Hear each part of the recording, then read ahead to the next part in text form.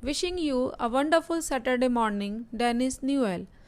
Welcome back to the show with famous American poet Dennis Newell, also known as Danny, Dan, Big T, and D. Everett. Here we will discuss about his latest book, Clones and Silver Balls too.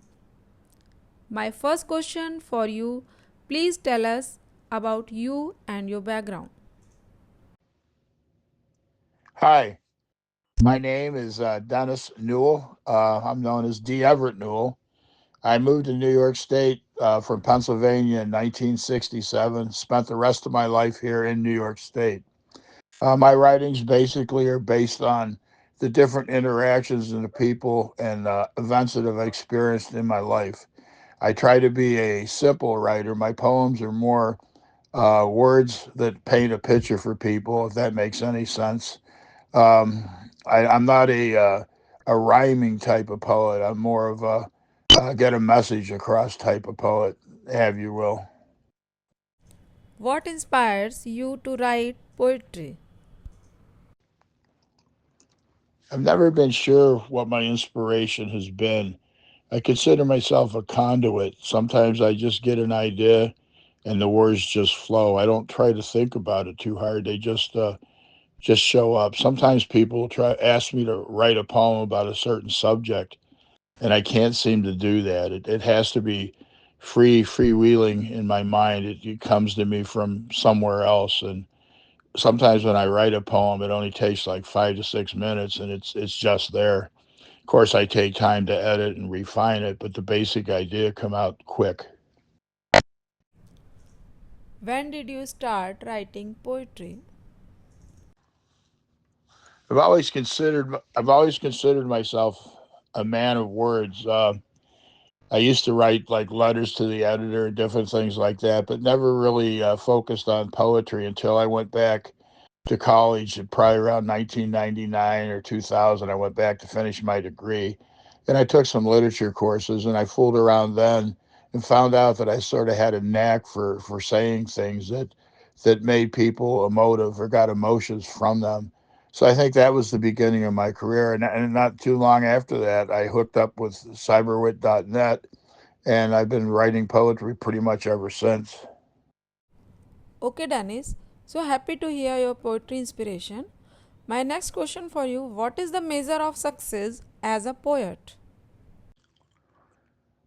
A measure of success for me is probably the most important thing. It's not about money. It's about having somebody read it and actually feeling something, having me touch their lives in a certain way. A number of my poems have been used for weddings and funerals. A lot of people have used some of my poems for eulogies and things like that. And while I never look to get paid for that, it gives me so much just to know that people appreciate what I've done and my writing has meant something to them like it does to me. Okay, Dennis. I just read your poem 5 W's and I am curious to ask that any particular reason for writing the poem titled 5 W's?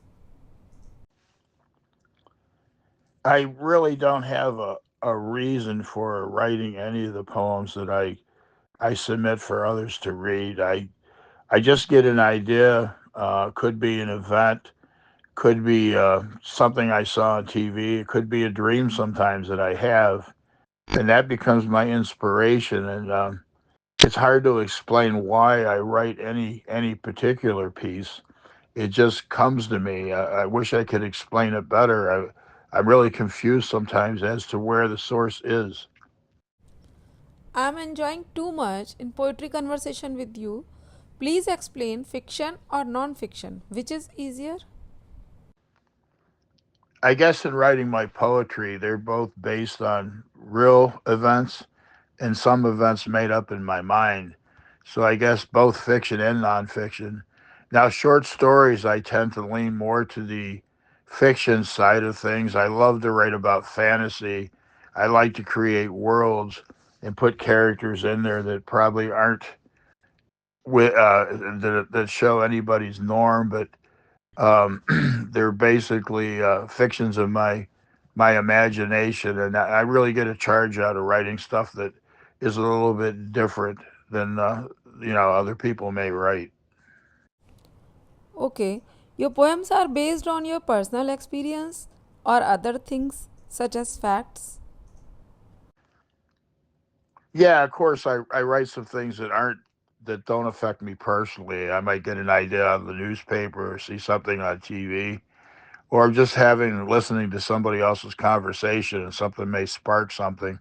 So while a lot of things are from my personal past, things that I've experienced, things that I've done, things that I've seen, of course, I borrow from everybody else around me and the TV, any kind of media that may give me an idea. I borrow from a lot of different sources, but I'd say 50%, 60% of what I write is stuff that I've experienced personally, and then the rest, the balance, is stuff that I get from other places.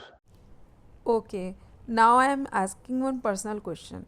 What is your greatest fear? The greatest fear for me when I'm writing is that I don't reach anybody, that I don't connect with their emotional area, that they look at me with a blank stare and they just don't get it. And that happens at times. Sometimes the best poems, at least the ones I think are the best, people do not react to at all. And others that I think, well, it's not that great, but I'll put it in there, people really react to it. So it's hard to judge. But for me as a writer, to get no attention, to have people read it and get no emotion, to give me no feedback, those are the things that I like the least. And the hardest part about writing is not uh, having people read you, and then if they read you, affecting their world in some way, making them think about what you said. Your experience of writing poem titled Bogo. Please express your feelings. Yeah, with BOGO, it really gets me that it's supposed to mean buy one and get one free here in the United States. But a lot of times they'll have you pay a half or buy one and then pay half, which isn't the true meaning for BOGO, buy one, get one free. So that always bothered me. So I wanted to put it down in paper.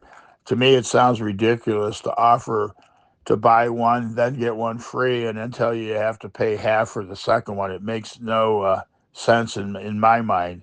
And that was something I just had to take a shot at and write a simplistic poem about it.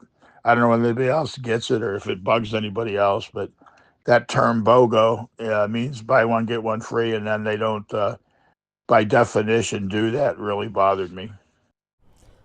Okay, Dennis, my last question for you. Do you have any advice for new poets?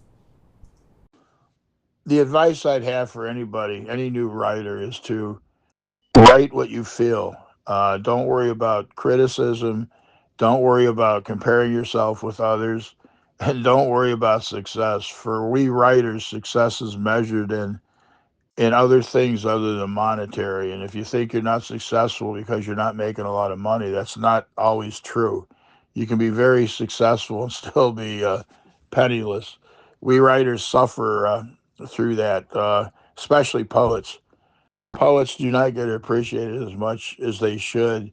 And words are the most powerful thing we have in our life. People don't always realize that, but our words can move mountains.